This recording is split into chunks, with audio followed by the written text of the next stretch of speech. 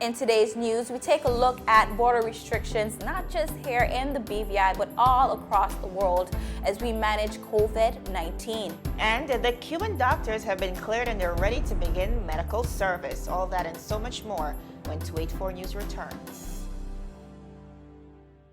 Is business slow, cash flow down, hosting an upcoming event?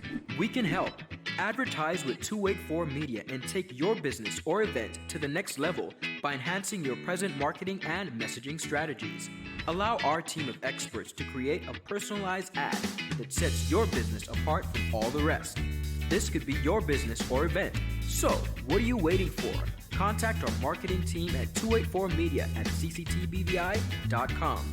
Advertising with us works. A warm welcome to all of our viewers. This is 284 News, another beautiful day here in the British Virgin Islands. It is Wednesday, August 12, 2020, and my name is Javon Wilson. And of course, you guessed it, I am Kyla Kenesha Forbes. Javon, so much is going on in the world, locally, regionally, and internationally. And I think it's time for us to just jump right into it. Absolutely. Trinidad and Tobago, of course, is celebrating a big win. Their ruling party was again voted in last Monday following the general elections. Kyla, we look across the borders to the USVI, different reality, very grim. We see climbing statistics just yesterday recording their single I think the highest single day spike since the beginning of the pandemic. And not only that, the prison being forced closed because 20 of those persons were infected within the prison, of course, including prisoners as well as some of the employees of that facility. In the United Kingdom, as well, a very troubling reality as well. We see the United Kingdom going into their first recession in about 11 years. So this has not happened. The economy has not collapsed since 2009. I think between April and June, that number would have declined by over 20%.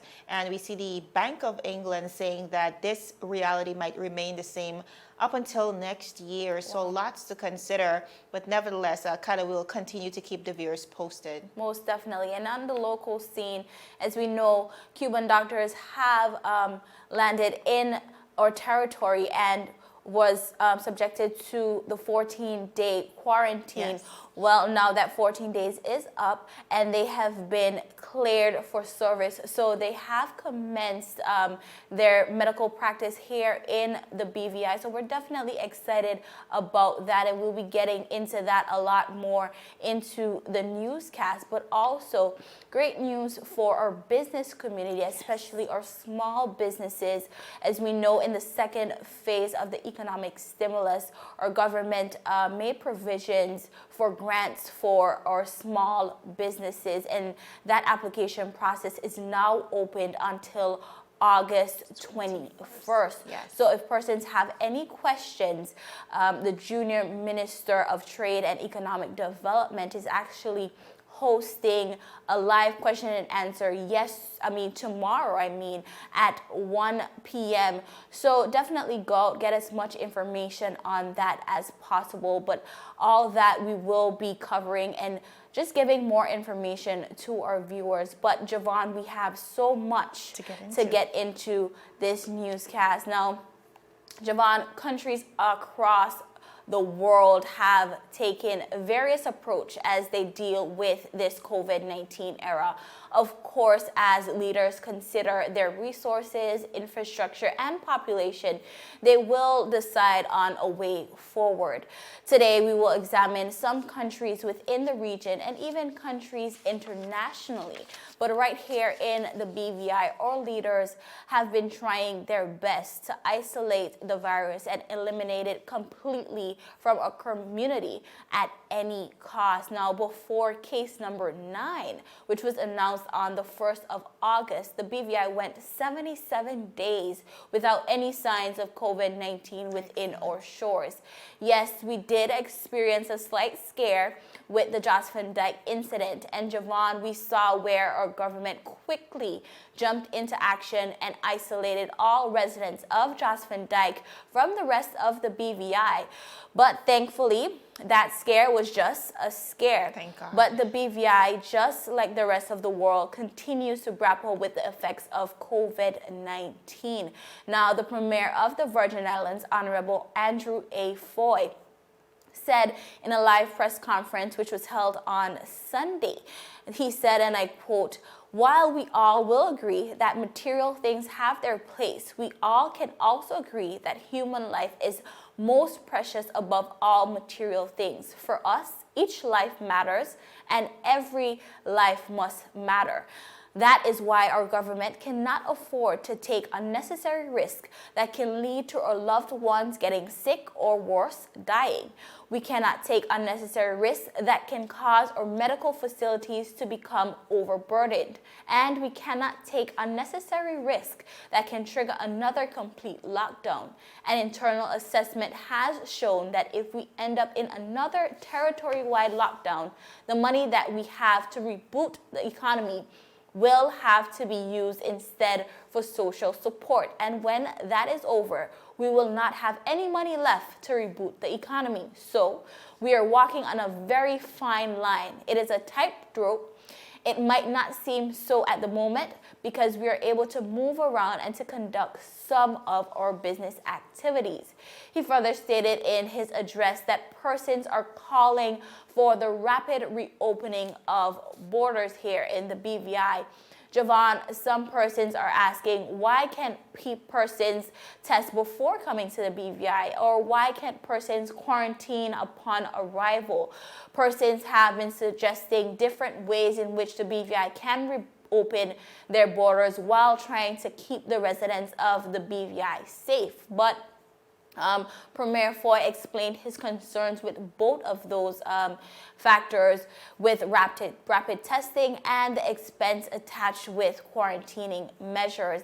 He said, and I quote, "If you look around the Caribbean region and other countries, many countries that rush into reopening their borders or who have been taking a large volumes of returning nationals or presently experience second waves and spikes. Some are experiencing significant community spread," end quote. Now, Premier said that the BVI government is now considering options and all the concerns raised and are exploring ways to stimulate the tourism sector while safeguarding the health and safety of the people of the Virgin Islands. Now, to date, the BVI has recorded 9 COVID-19 cases, 7 recovered, unfortunately 1 death and 1 case being tracked currently. The BVI have kept low numbers since the virus was first introduced to the territory on March 25th. Right. Now, having low numbers came with a cost, of having little to none economic stimulation from external sources such as tourism. But Javon, what we have noticed, and we have been reporting on our neighbors over in the USVI for quite some time now, and we can see that they have taken a very different approach. As you know, we have been following, as I said, the statistics over in the USVI for over a few months. In the last 2 months, the USVI has seen an alarming surge in cases. As of yesterday, the territory's total was 639. The USVI's borders are currently opened and receiving visitors from varying destinations. Now, last week, a picture was sent to our newsroom of visitors in the arrival lounge at the Cyril B. King International Airport on St. Thomas. As you can see, viewers, on that day, the USVI was accommodating many visitors. The USVI has enforced safer at home orders, the closure of bars and restaurants throughout the course of the pandemic. But you can see where they are truly trying to balance health and economy during this time. Governor of the Virgin Islands, Albert Bryan, he gave his sentiments on the territory's approach thus far.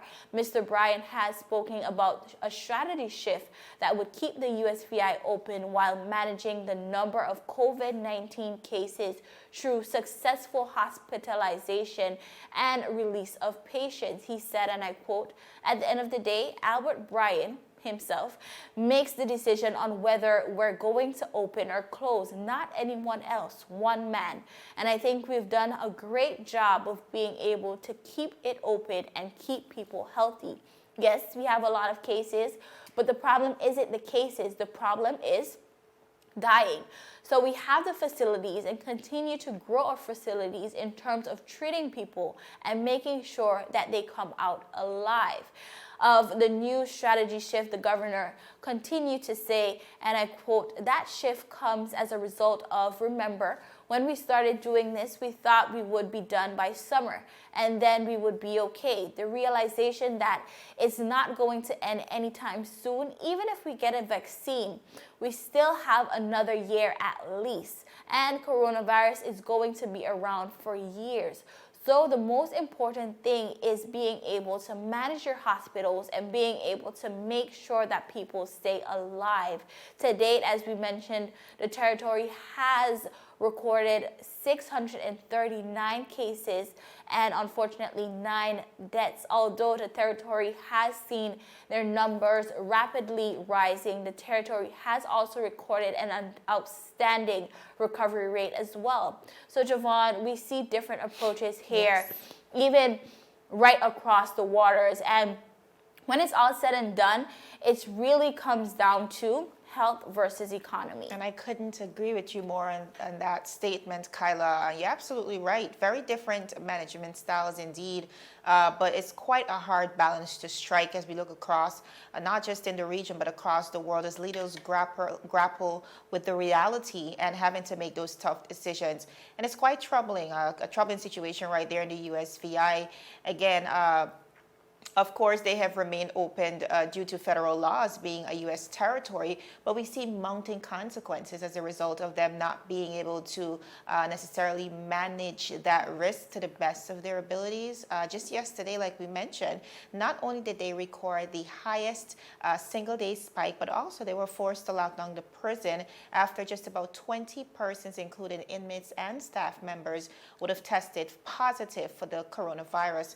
And one of the predicaments, Kyla, that the USVI finds themselves in is the fact that because they're not able to identify and trace the sources of infection, it continues to spread. So community spread right now is the biggest challenge for the U.S. Virgin Islands. Now, the BVI, on the other hand, has been able to do strict contact tracing, even with the limited cases we've recorded here locally, and also had the ability to build their medical capacity. We saw that with the government injecting millions of dollars into retrofitting the hospital and all the relevant facilities to, of course, if someone becomes infected, the various isolation units, they can be housed there. We also saw the importation of the Cuban doctors, and all of that is in an effort to build the medical facility locally so that even when we're able to reopen the borders, it will be a bit easier for us to not only track but treat and contain the virus. Now we pan across the United States. A very, very unfortunate story within itself, viewers. President Trump in the early stages said that the virus is not serious, and of course promoted a lot of medical disinformation, as we all can remember, as those numbers continued to climb. Now, as it relates to their border, they would have imposed an early ban on travel from China, which was the epicenter of the novel coronavirus. But the travel policy, as we know it, failed to acknowledge that even by that time that the virus had already spread to many other countries who still had access to the United States. Matter of fact, one of the things we saw based on the numbers was a high concentration of infected persons coming from Europe to the United States. So with just a few travel restrictions and little to no effort as it relates to enforcing the rules, we saw things really spiral out of control in the United States of America. Now, on the contrary, when we examine places like New Zealand, And of course, the BVI is being compared, happens to fall into that bracket of,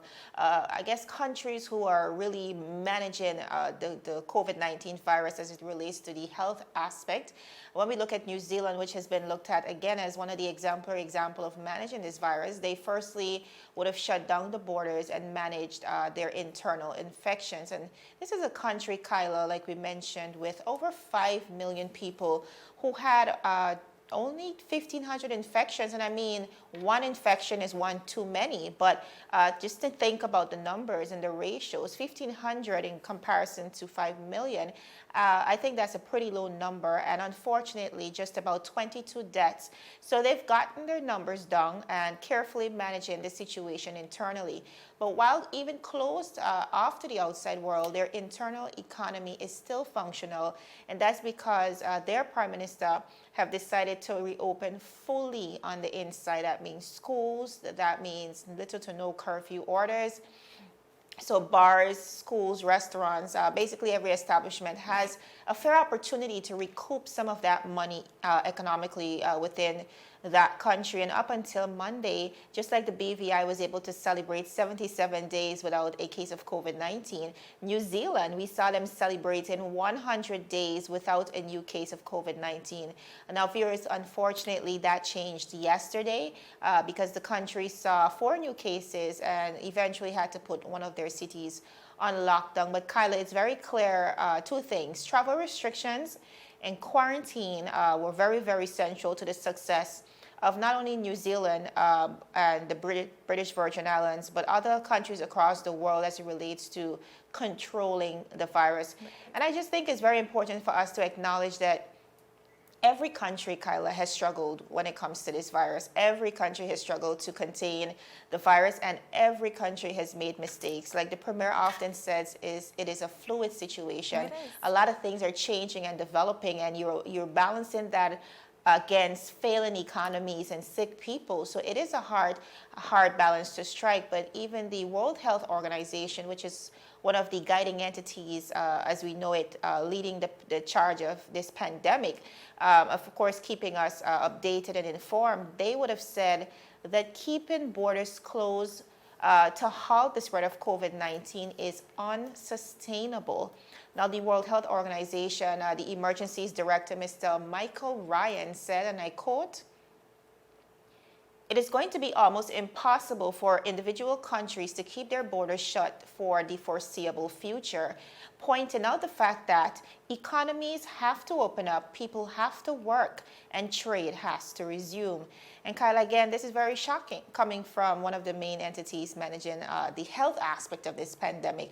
But it really just goes to show, like you said, that we cannot continue to keep the borders shut and simply wait. The unfortunate reality is that this is not going to end, until there is economic despair. And we have been seeing that despair already. Instead, what we need to do, like the U.S. governor said, and like Jamaica's prime minister continues to say, and other tourism destinations within the region, we need to learn to live, manage, and coexist in this pandemic and develop a framework of timelines, manageable timelines, attainable timelines. So indeed, every country has adopted its own strategies, but it's clear to see that we can't exist on either side of the spectrum. It's very important that we strike a very healthy balance between health and economy, Kyla. And I think it's easy to say that, but we really don't know what that even looks like. I don't think anyone on the face of this earth knows what is a healthy balance between the two. As you said, many countries are struggling, but I do think, and we continue to say, we don't have to reinvent the wheel, but we can adopt different customs from different countries, see what is working and see what is not working. But I do agree with you that we do have to learn to live with the virus, because unfortunately it will be here for quite some time. Definitely. And kind of when we examine the United States as well, it's a very large country that's considered to be at the nexus of the global economy. Even here in the BVI, a substantial amount of our trade is done with the United States, not forgetting also that a majority of our tourists come from that area. So like we say in the BVI, when America sneezes, the BVI catch a catches the cold. flu. And that is because we are so interconnected. But what this pandemic has also forced us to do is also reimagine the way we do business. And I think this is definitely one of the positives that we need to capitalize on. We've seen new conversations emerging on the importance of things like building regional alliances with our Caribbean neighbors. We've seen firsthand the importance of food security. And of course, revitalizing the agricultural industry locally, not just to sustain ourselves, but also the possibility of exporting to other places. So while COVID-19 has, yes, crippled the economy in many ways, kind of what we also see is the fact that it has forced us on a path of building greater autonomy as individual nations and the very importance of self-sufficiency. I do agree. Viewers, still ahead, the Cuban doctors have been cleared of COVID-19 and they're out in the field, of course, with their medical duties. All that and so much more when 284 News returns.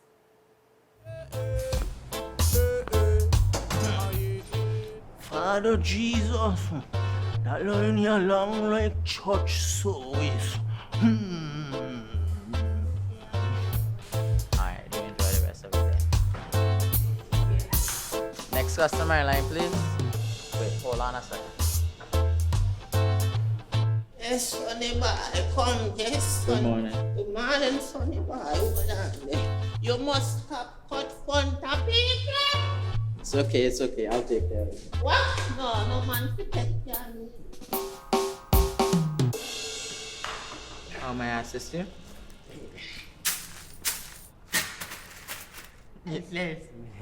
You want top of power? You want top of power? Join the prepaid party with CCT and enjoy more affordable data plans, more top-up promotions, more savings with hero bundles, and more value for your money each and every Tuesday with Top Up Turn Up Tuesday. Visit a CCT store today or anywhere CCT Top Up is sold and top up your phone. 5, 10, 15, 20, 25, 30. You want top of power?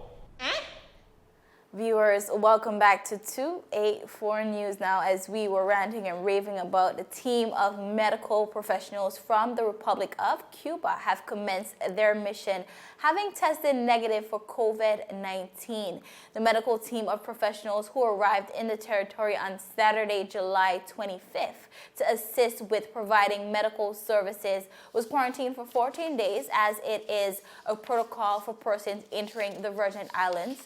Premier and Minister of Finance Honorable Andrew A. Foy said, and I quote, "The team is now going through orientation and will join healthcare professionals at the BVI Health Services Authority to augment the medical services and further strengthen the territory's resolve in the fight against COVID-19. This team of 22 medical professionals includes doctors, emergency response doctors, intensive care professionals and nurses, and those trained in infectious diseases. Premier Foy explained that the government continues to move forward in a phased approach with the restricted border reopening.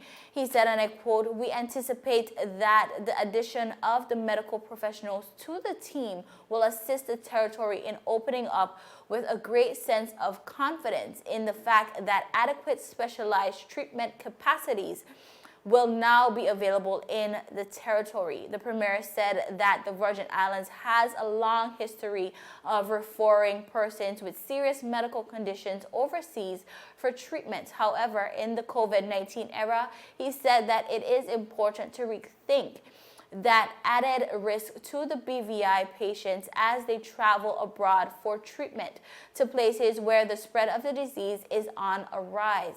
He said, and I quote, "We have long been aware that Cuba is a center of excellence in treating various diseases and has been a partner to many countries in the region in the area of healthcare," Premier Foy said. He added, "This is indeed an historic moment for the territory as it also provides the opportunity for advanced medical training for the BVI Health Services team.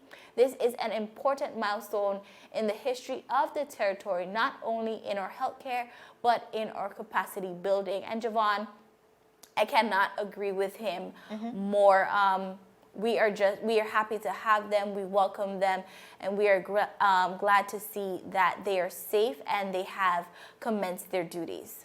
Now, Kyle, I'm very happy to hear this story as well. I'm sure the details of this story are really helpful for our viewers, especially as we consider that so far we have not really received a timeline as it relates to opening our borders to the international visitors or persons coming in from across the world. And I think one of the strategic things this government has done, like we've mentioned, is import that medical expertise just to strengthen and, like we spoke to before, build medical capacity within the Virgin Islands, because we cannot continue to keep the borders closed. I mean, it's an unrealistic, waiting is illusionary. You know, we have to ensure that we're putting a timeline in place. And I think this is a move by the government of the Virgin Islands to say, hey, we cannot open right now, but what we can do is make sure that we are in a state of readiness when we are ready to get to that step. Viewers, we're going to wrap up and go to our final story for today.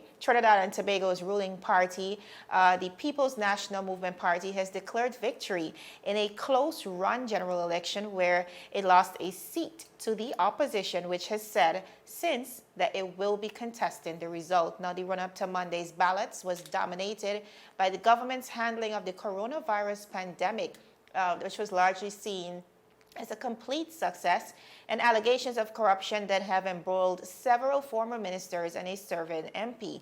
Prime Minister Keith Rowley's party won just about 22 seats, according to predictions, based on a partial vote count, while the opposition, United National Congress, UNC, gained 19. Now, Rowley declared victory as the votes were still being tallied, with the final count expected later this week. Mr. Rowley said, and I quote, "I have always said the people can be trusted to do the right thing when called upon to do so. Our young people have come to the fore," he said. "This victory is the result of the participation of our young people. The future of Trinidad and Tobago is very bright," end of quote. Now, viewers, UNC candidate and former Prime Minister Ms. Kamala Persad-Bissessar refused to concede defeat and told reporters that her party will demand a recount on 3 seats, the number required to take over power. Now, Rowley was quick to thank his supporters after the polls closed, saying older people may have shielded from voting because of the coronavirus concerns. The country has just under 300 registered cases, according to the Johns Hopkins University tally, and the government has received praise for its handling of the pandemic, which has boosted its approval rating. But virus cases have increased in the lead up to the election, with just about 67 persons testing positive within the last 2 weeks. So, Kyla, coronavirus is here and putting a lot of things on pause, but certainly not the elections in the region. We know Jamaica is next. We're following that. Prior to Trinidad, Guyana would have concluded their election process, which was a 5-month, way too long process.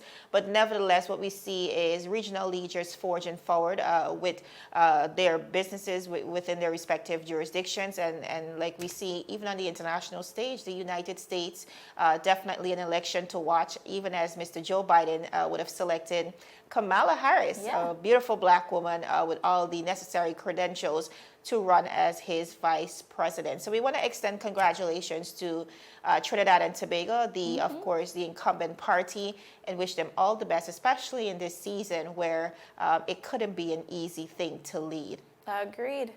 And viewers, we just want to remind you as well, these small businesses grants, they're open for applications as we speak. That deadline is August 21st. You do not want to miss that headline, based on what the Junior Minister of Trade is saying, Honorable Shireen Flax-Charles. Just about 400 persons would have applied. Again, all the criteria are on the government's website, so be sure to visit there and apply accordingly. It was such a pleasure joining you. My name is Javon Wilson. And I am Kyla Kenesha Forbes. Of course, we'll be here again tomorrow to deliver your daily dose of local, regional, and international content. Yes. Have a happy Wednesday, everybody. Bye. Yes, Sonny boy, come, yes, Good son. morning. Good morning, Sonny boy. Over there. You must have cut fun topic. It's okay. I'll take care of it. What? No man to take care of me. How may I assist you?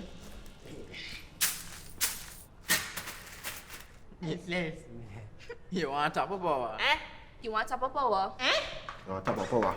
Join the prepaid party with CCT and enjoy more affordable data plans, more top-up promotions, more savings with hero bundles, and more value for your money each and every Tuesday with Top Up Turn Up Tuesday. Visit a CCT store today or anywhere CCT Top Up is sold and top up your phone. 5, 10, 15, 20, 25, 30. You want top of power.